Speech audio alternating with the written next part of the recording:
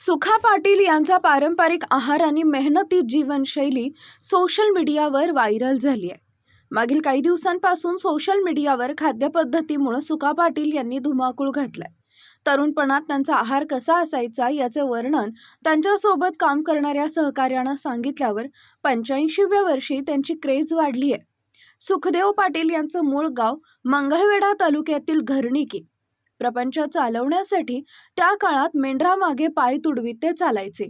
दिवसभर त्यांचा आहार कसा होता याबद्दल त्यांचे मित्र बजरंग कोळी यांनी सांगितल्यानंतर ते प्रचंड व्हायरल झालेत. ते 1000 पेंड्या चारा बांधत होते. कामामुळे त्यांचा आहार सुद्धा मजबूत होता.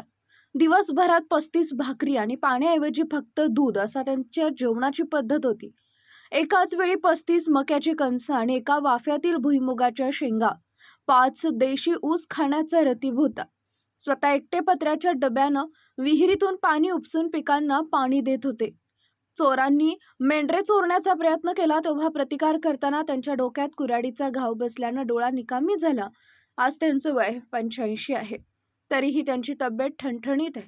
गुडघ्यामुळे त्यांना चालता येत नाही. आजही पहाटे ते 4 वाजता उठून थंड पाण्यानं आंघोळ करतात. सुखा पाटील यांच्यासाठी त्यांच्या आई, आत्या आणि पत्नी पहाटेपासूनच चुलीपुढे बसून भाकरी थापण्याचं काम करायच्या. अशा आठवणी सुखा पाटील यांच्या पत्नी सुशीला सांगतात.